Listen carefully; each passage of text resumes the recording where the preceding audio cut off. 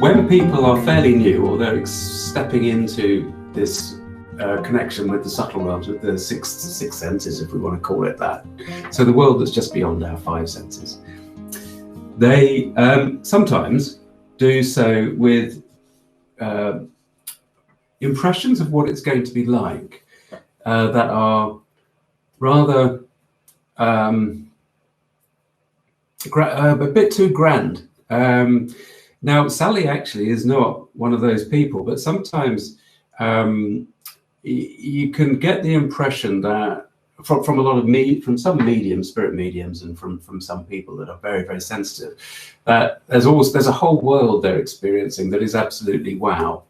And therefore, depending on what your individual experience of wow is, your classification of wow, right, you expect to sort of enter into this new world and this new way of seeing the world that is almost a constant wow. Now, it's not necessarily like that, because for one thing, it's called subtle energy and the subtle realms for a reason, and that is because actually it is and can be quite subtle. So in order to sit and listen to the quiet voices that you can hear, or the quiet impressions of the world as it breathes, if you want to even think about it like that, then you do have to focus in, and you focus very gently and very specifically and very deeply into your inner universe as you possibly can, in order to get as immersed as you possibly can. But what I always say, and you will have, as regulars, you will have heard this before, don't compare your experience to somebody else, because for a start, somebody else's experience may not actually be the experience that you think they're having, right? So, as I've said this before, if somebody has an experience of seeing a vision, or they see a spirit come through a room, and they go, "Wow, did you see that? That was amazing. They were so clear, and they were just hovering there, and it was silent, and the person, that spirit looked at me, and it was so gripping." Now, that means that you have an interpretation of what that experience would have been like if you'd had that experience. But as we know, that is the nature of the subjective experience. It's completely and utterly unique. So me, with my quite often very understated emotional responses, I'm a typical Englishman. I don't sort of display a lot of emotion, really. So, unless I get really upset. So to me, the wow would actually be quite subdued. It'd be quite like, "Oh, well, that was amazing," To somebody else that's far more extrovert and outgoing and generally flamboyant in their emotional expressions, then they would go, "Yeah, wow, the whole lot," right? So what I'm saying is, don't compare, because it sets your expectations for something. Just experience it, do what you possibly can and experience what you experience. Now, to come back to Sally's question, because actually none of that really reflects Sally's question. Sally says when she's trying to meditate, then she will quite often use some of this relaxing music, and as she says, because it sends her off into the most wonderful world of imagination, walking and dancing and exploring her way through her own private paradise. Fantastic. And meeting all manner of spirits and guides and light and love along the way. But I wonder if this is not really what meditation is supposed to be. It's actually, she says, it's actually quite fabulous, this inner world of wonder that she describes. But I'm not sure if this is what I'm supposed to be doing in meditation. And that is very typical of a question that people will ask. And really, I suppose for me, it goes right back to the basics of there are so many different forms of meditation, because, you can follow a specific type of meditation, such as TM, transcendental meditation. And to be honest, I am not the world's authority on meditation. I don't actually know what the TM practice is, whether that's following a mantra or whatever that be. But so there's things like TM, or what I do is the sort of meditation which really is just a mindful meditation, where you just sit and you just be as much as possible. And the mindful aspect of it is to bring your attention back from any train of thought that you get caught upon. You try to bring yourself back, and therefore what you notice is the amount of thinking that you have within, and that gently subsides. And so the more you practice it, the more, it's not about necessarily the more peace. What does Sally say? Yeah, so Sally says, I always think that meditation means you sort of empty your mind and just think about nothing. No, you see, that's not the case. And even with the mindfulness meditation, what you become aware of is that your mind, your thoughts, have got caught on a train of thought, and you are off on the train of thought. Okay, now, in these instances, as I've said very often, the train of thought could be, I must go to the shops. I've got to go to the shops these days because I'm going to have to wear a bloody mask, blah, blah, blah, blah, or whatever. Let's not go into the mask thing just yet. We'll come on to that shortly. So, and then you think, well, I've got to, while I'm out, I might as well take the car to the garage. And then you think, oh, well, those tires I bought the last time for the car weren't really very good. And then you think, oh, well, those tires that my brother had, they were really good. Oh, I remember the last time I spoke to my brother. I really must phone my brother again. Train of thought that is this random kind of connection that all minds have when they're in monkey chatter mode. So when you become aware that you're on that train of thought, you pull yourself back to the breathing, back to the body. That's the mindfulness type meditation that I like to do. And I think that's the easiest. But it's not about trying to experience an emptiness. It's about being observant. So in one sense, I'm saying, yes, it's about not trying. And the other sense is, yes, what you're trying to achieve is to open up that space to allow information to come in. That usually is, you will experience it as being observations, probably from spirit, okay?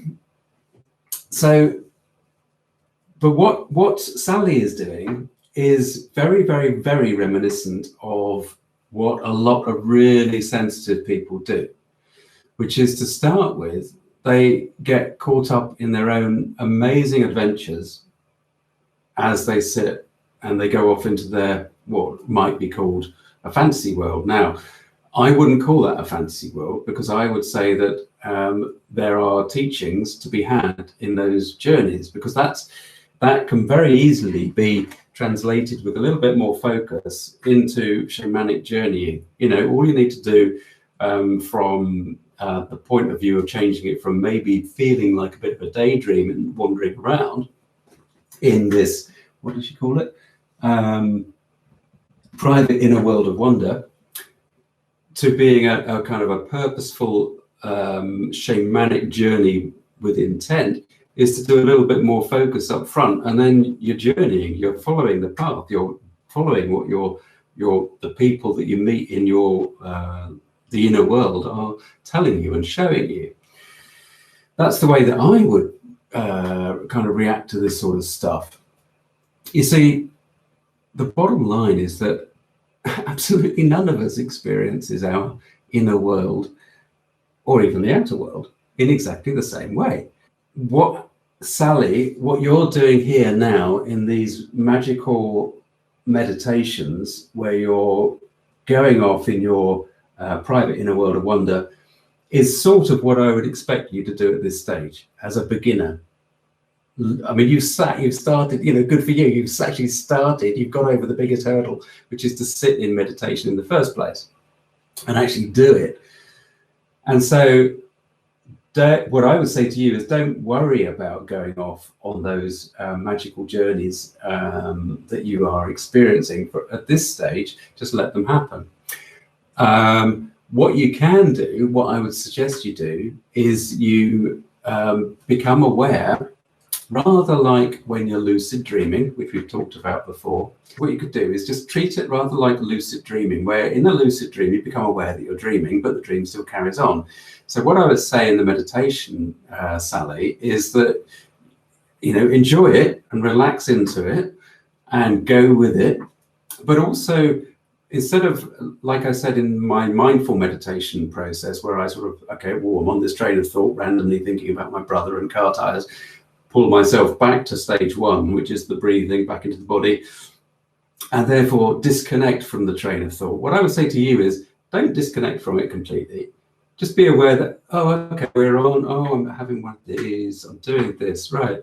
Now, is there, and in that meditation state, ask upstairs, is there something that you want to show me specifically in that meditation? And just see what happens. So you're using your natural, wonderful natural sensitivity just to flow and to go where and be guided by your inner world, right? So yeah, yay, you got something right, but you got a lot of things right, and that's good. I want to go back to Jenny's question, which is, in view of this being a living planet, do you think our pain and stress affect nature and the weather? Ah, yes. Very much, very much. We're linked to the environment on a far deeper level, as you know, really, Jenny. We are linked as a species. It's absolutely a part of us. And so this is why I really do think this is why something like gardening, which I always, when I was younger, I always thought was like, well, why do people do that? God, who wants to spend hours and hours on their knees digging up weeds and planting things? Well, actually, now I do. And I find it incredibly relaxing. But it's not only because it's sort of a repetitive process, but also because you're connecting to living things. And the more we exhibit and we treat other things that are in our direct awareness with love and compassion, and we assist things to grow, the more we, in a way, we are directing that positive energy towards ourselves. And that's why I really do believe that this is growing stuff is vitally important to one's well-being. It's incredibly grounding as well. Yeah, it is. I mean, overall, as we look at global climate change, then that's the state of the environment generally, as we're led to believe, is indicative of our disconnection from it. So in a way, what we've got is the forces of nature, the management indicating our disconnect through the forces of nature. If we go down another layer of perspective from our observational viewpoint, we've been talking very much in the spiritual level, but in terms of separateness.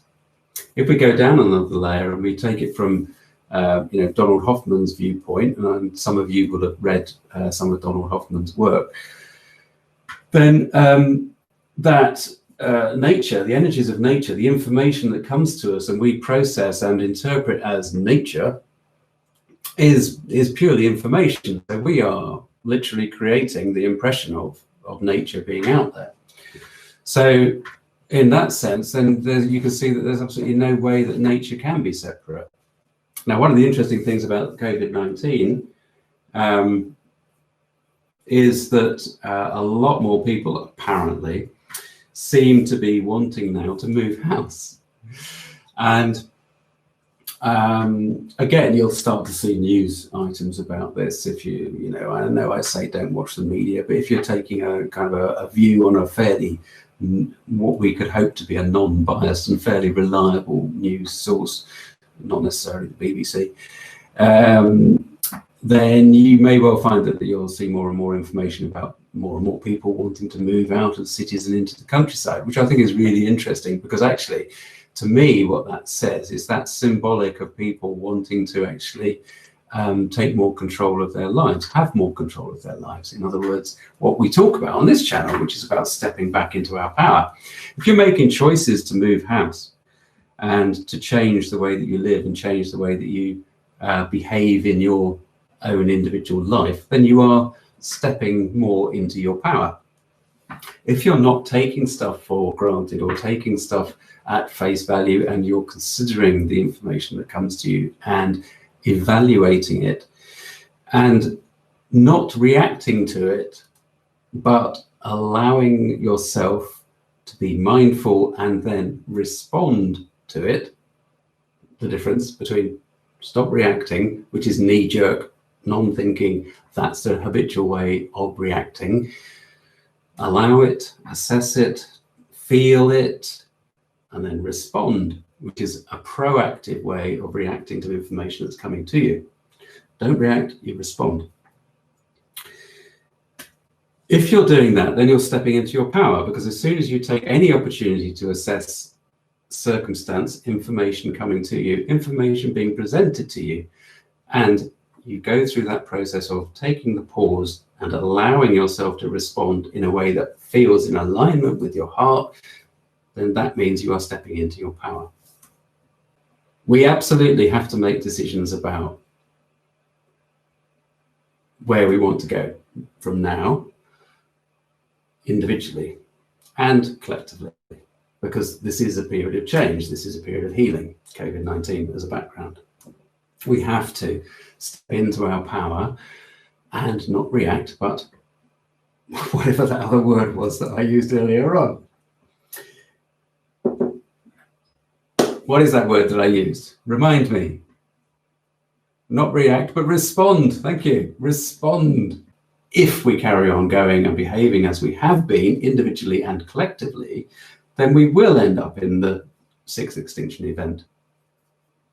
If we change, as a lot of people are choosing to do, by all their own individual little choices, then the chances are that things will come back to a better status quo. Because the biggest thing that we can do actually is to change and become aware of our own power, and therefore the external world will change as we collectively do that, right? I've said this so many times. I just wanted to come back around to Mercury Touch, who's trying to get a few interesting questions about earth energy in here, which of course is completely appropriate and apt for the conversation, and for the conversation about personal choice. Because, as I've said many times, earth energy is our link between the inner universe and the outer, the seemingly outer perception of the world. I still don't know, and I don't know whether I'll ever know in my lifetime, whether the earth energy flows that we pick up, we know that we are picking up more intense focuses of earth energy, and therefore they come across as like lines and spirals and all of these patterns and interference patterns, rather like magnetism does. But I still don't know whether they are really reflecting, when we find these lines and flows, whether we're reflecting and tuning into the actual quantum level of existence, or whether we're actually looking at the electrical aspect of reality, because these are geomagnetic and electrical fields. I mean, we live in an electrical field. It's you know, we ground electricity through us all the time. So we're functioning, we live in this electrical environment, and the universe probably is electrical too. So what I'm getting at is, coming back to Mercury Touch's question, is there a link between the spirit of the house and the main energy center? The bottom line is, Mercury Touch, without going into too much detail, is that the two are very much linked. And one of the ways in which they're linked is that as you settle in and focus with the main positive and beneficial earth energy power center in your home, then you are actually physiologically connecting to greater and deeper level to all of the sixth sense, to all your sixth sense abilities, right? So your inner universe is being boosted by sitting or tuning into that spiral vortex, because it's a vortex, it's a three-dimensional vortex. Okay, it's not just a two-dimensional spiral. When you find it, it's a vortex. What that means is that you can communicate, and the spirit of the house, the essence of the house, the guardian nature of the house, can communicate with you more accurately and more clearly if you are open to it. The power center